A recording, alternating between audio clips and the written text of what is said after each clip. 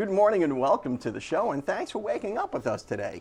In the studio, I have Major Greg Pricer, who is the Air Show Chairman at Tyndall Air Force Base.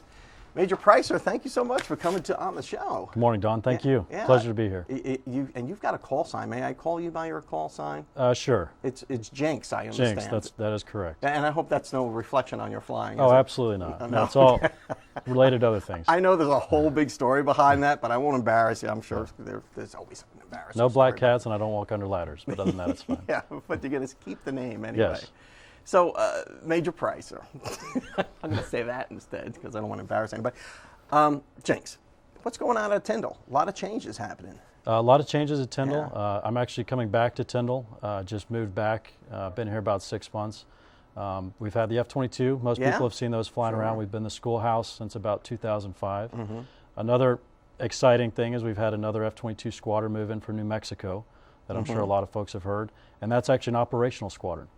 You've probably seen on the news. Sure. You know, it's involved in a lot. So it's not just training anymore. No, absolutely not. And you guys changed commands as well. Changed command. We're Air Combat Command. We have some new airplanes to come in and help us train. You've probably seen the T-38s. They're the small black trainer aircraft, and they fly with us to help us train against kind of large force exercises.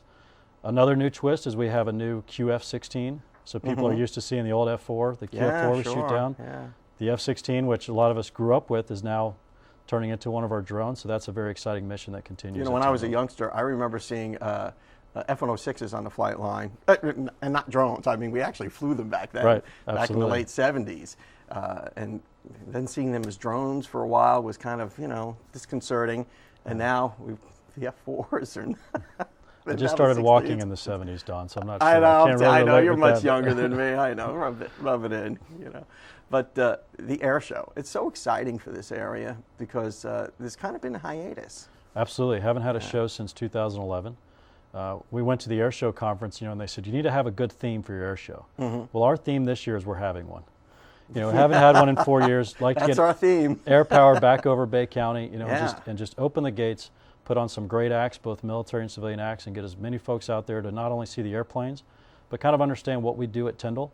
You know, all the way from the pilot to the maintenance to logistics to finance. There's so many different missions on Tyndall that we're trying to, you know, display and interact with the community. There's a fair degree of controversy that goes along with air shows. People see them as huge wastes of money.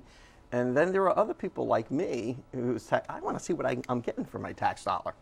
Absolutely. I mean, I'm paying for all this in a very small way, infinitesimal way. Right. It's amazing, both from the recruiting. You know, I remember when I was a kid, the first time I was exposed to the military was in Jacksonville at a Navy base. Two of my uncles were in the Navy.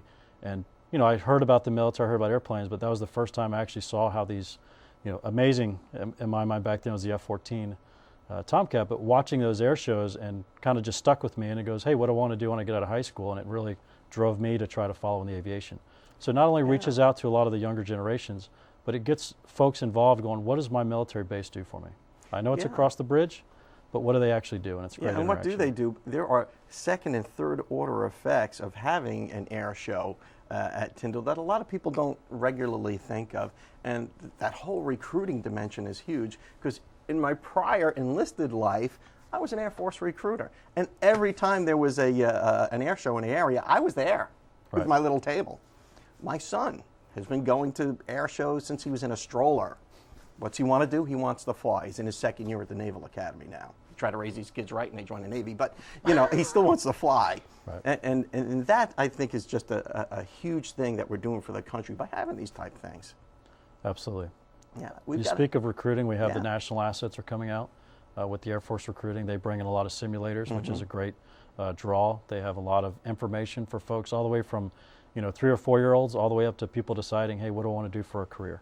And then you got all these people coming to town. They're going to have to stay at hotels and eat in restaurants and all the other things that happen with an air show. Absolutely. So there's an economic benefit to having it as well. We surely hope so. Well, I think there will be. We have to run off to the local weather, but on the other side of that, maybe we can talk about some of the people that are coming to the air show and maybe give us a little taste of what we'll see. Absolutely. When you guys finally take off here at Tyndall Air Force Base. This is Don Arias, Waking Up with Don, and we're going to your Waking Up with Don weather.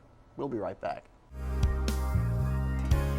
Welcome back to the show. I am here with the Tyndall Air Force Base Air Show Chairman, Major Greg Pricer, otherwise known as Jinx.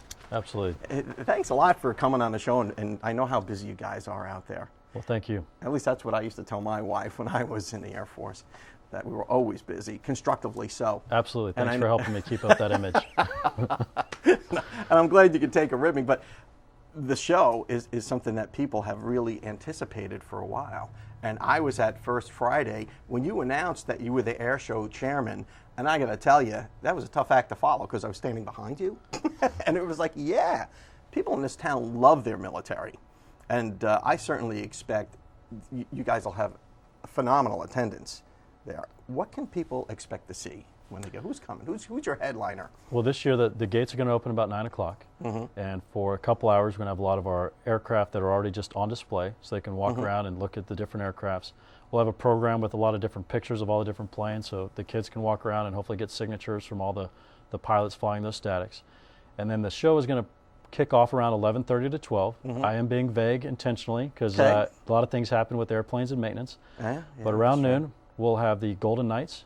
We already have them slated to perform for us. They'll be jumping with the flag. And for people who don't know, the Golden Knights is the Army parachute team. Absolutely. So even though we're Air Force Base, we're going to have the Army parachute team. We'll have a lot of Navy representation on the flight line from our Navy base right across the water from us. And then we're expecting the Air Force Thunderbirds, which is a huge asset. They're awesome, yeah. Yeah, great show, and they're going to perform at the end. Everything from their ground show, you know, the pilots stepping out to the airplanes, and right there at Show Center. Which is just so highly choreographed. If you haven't seen it, you got to get a good seat to see how they do all these facing movements and how, you know, how precise they are. Absolutely. In launching these aircraft, which is no easy task. Right. So they'll perform at the end of the day. They'll be the climax of the show for about the last hour, and then the gates will close hopefully around 4 o'clock. And then we send everyone home on Saturday, and we start up again the exact same time on Sunday morning. Now, you've got the Heritage Flight there as well. Now, is that civilian? Is that military? Well, technically, we have the Heritage Flight on request. Okay. So no guarantees as of right now, but we're expecting the Heritage Flight. And that's a lot of the older airplanes that have flown throughout the history of the Air Force. Different kind of airplanes, F-86 or P-51. And they come out and they're great static on the ground so folks can walk around the airplanes. But then after the F-22 demonstration team, which we're hoping to have as well, come down and perform for us, then they'll fly either a 3-ship or a 4-ship. So they'll have the newest airplane, the F-22, not quite the F-35, but the newest here at Tyndall, and then they'll fly with a couple of different heritage airplanes for a lot of passes over the crowd. So great photo opportunities and really just watching you know, aviation history fly right in front of you. And if you're an aviation buff, I mean, you just have to see those guys because they have, and I think it's amazing to me that they're still airworthy after all these years. I don't have to fly them, but yes, they're airworthy for some people. That's true. Absolutely. I mean, you're younger than probably all the aircraft out there now, but with the possible exception of the F-22. But that's right. But I know they're probably, you know, as old as I am. We have a lot of airplanes in our inventory that, you know, people grew up with, the B-52, for instance, you know, back in the 50s, and it's still one of our big flyers. So, now let me ask you something personal. How do you like living in Bay County as a military person? I love Bay County. We talked earlier on the show. I'm from Florida. I'm from the Orlando area. This is probably as close as I can get to my home, and my wife has her family here, and just really love being here in this community. Both the support in the community and then also the mission that we're doing at Tyndall. Now, what's going to be next for you? I mean, next assignment, any dream, and where you want to go, or? Well, it depends on which one of my bosses is watching right now. Okay.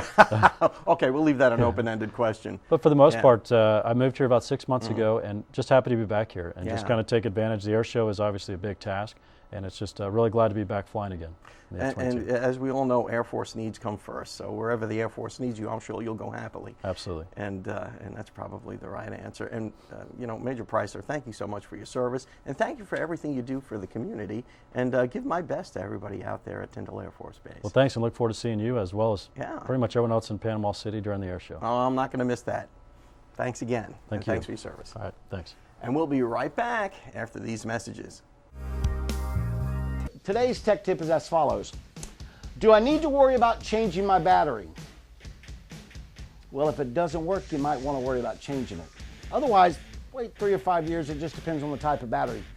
We have a show that airs Sunday night right here on Fox at 9:30.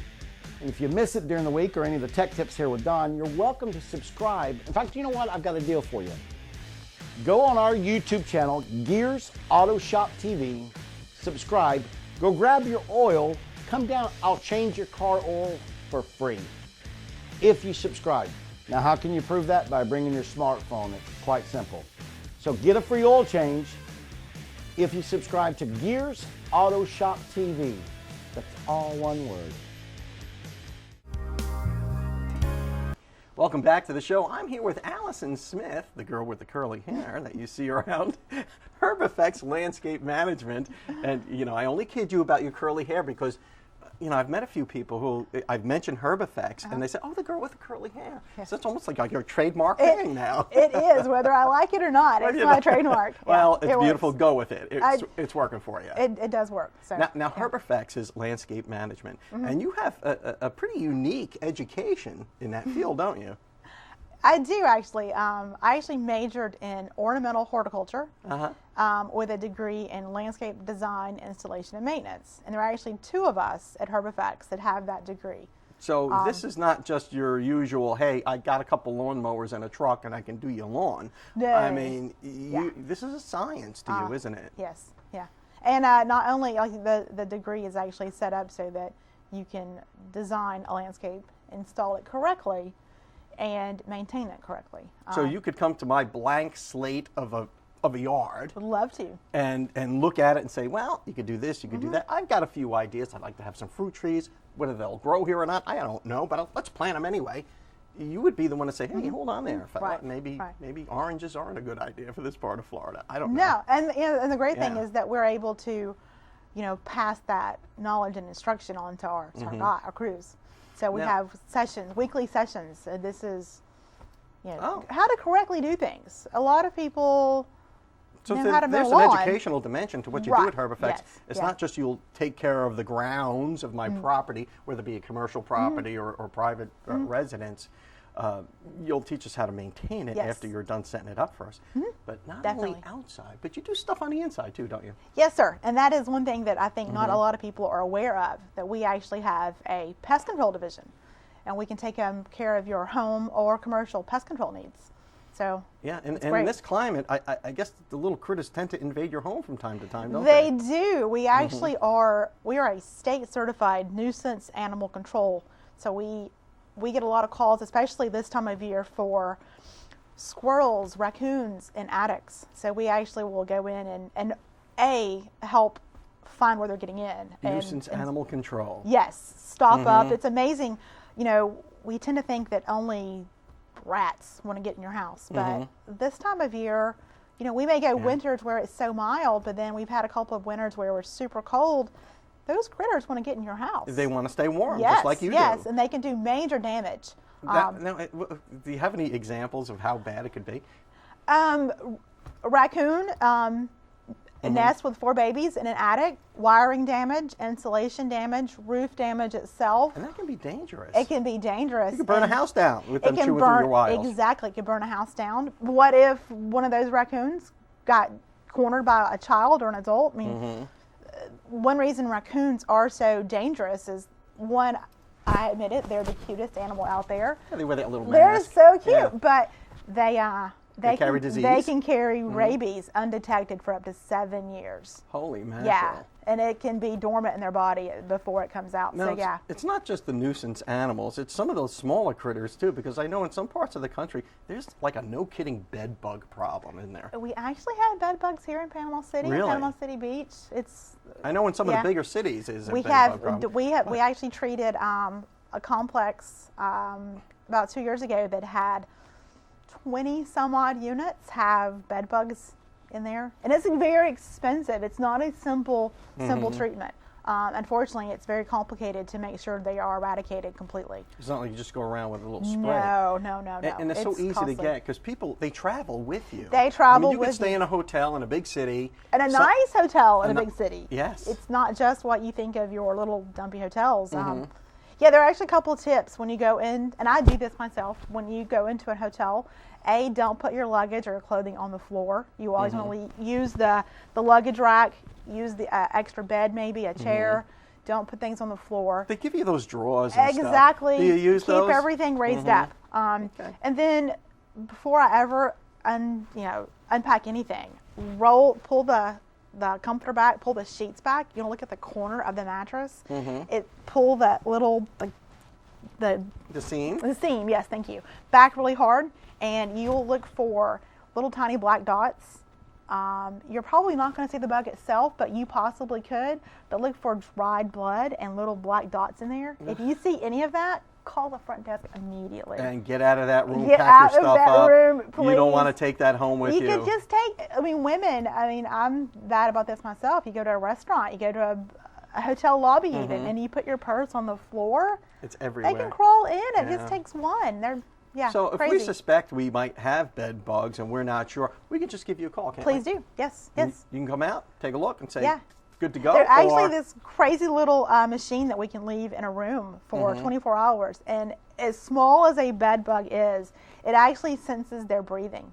It's Allison crazy. Smith from Herb Effects. You guys have got all the answers and you have it down to a science. Thank you so much for coming on the show. Thank you. And we look forward to having you back next week to give us some more tips. Sounds great. All right. Thank you. We'll be right back. Welcome back to the show. I'm here with Carol Cat Turner from that lovable app that we have, 850-LIVE-850. If you live in the 850 area code, you absolutely positively have to get that on your phone. We all got one of these. Yeah, right? absolutely have to get the app. Absolutely. Absolutely. Download the app. It's free. It's in, iTunes, the Google Store, or whatever the heck. It's all free. The Just go out there. iPhone Play Store. The Thanks. easiest thing is sometimes just to use your search engine. I'm a Googler. Google. Yeah. Live 850, capital LIVE 850, and it'll bring up the app. Right.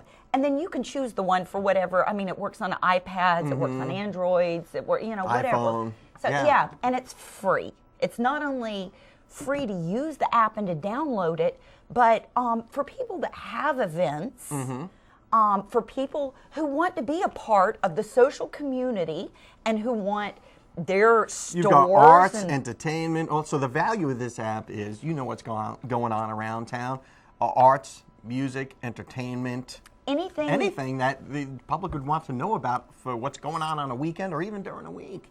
If you provide an opportunity, a service, an event for this community that you want the community to be a part of, you can list it on here for free. We want people to know all of the amazing things, especially right now.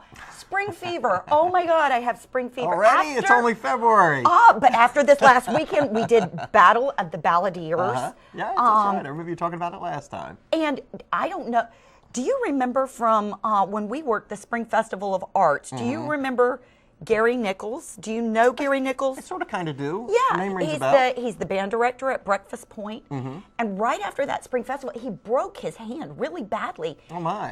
And they thought he might not even play again.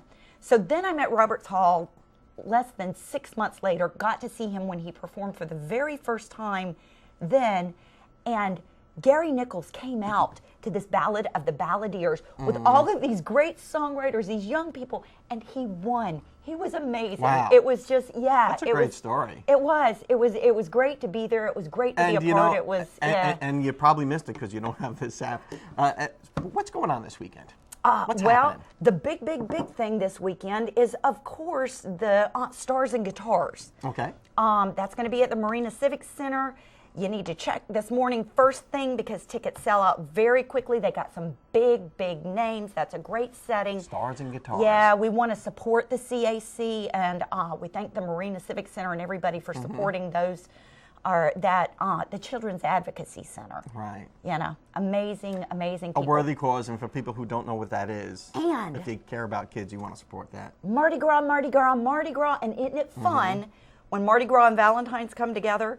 So, we want to That's a sign of the apocalypse in my house. Anyway. It kind of is. Well, see, then. And I got more calls and more things from people from out of town who were coming back home who wanted to know about Mardi Gras events. So get your Mardi Gras events in. And the St. Andrews Mardi Gras, which is so much fun, is next weekend. It's Friday. They're going to have the kids parade, or the dog pets parade. The pet parade. All the kids stuff that they do, all the great, so be sure and check the app. You can go to their website. But the crew of St. Andrews, they tens of thousands of dollars of scholarships every year for people. So support them, support Mardi Gras, find out the information, and remember to Instagram your pictures. If you're in the 850 area code, Instagram your pictures. Hashtag Live850 so we can see what's going on. I have one quick tip, though. This weekend down in Pensacola, on Saturday, the 31st, we have from 12:30 to 4 p.m., there's going to be a United States Naval Academy Symposium. You know, my son is at the Naval Academy. He's a midshipman. We are so proud of him. I'm retired Air Force, but I got to give these guys their due. If you're a youngster or a parent or even a school counselor, go to the Naval Air Museum this Saturday in Pensacola to learn more about the United States Naval Academy. And we'll see you next time.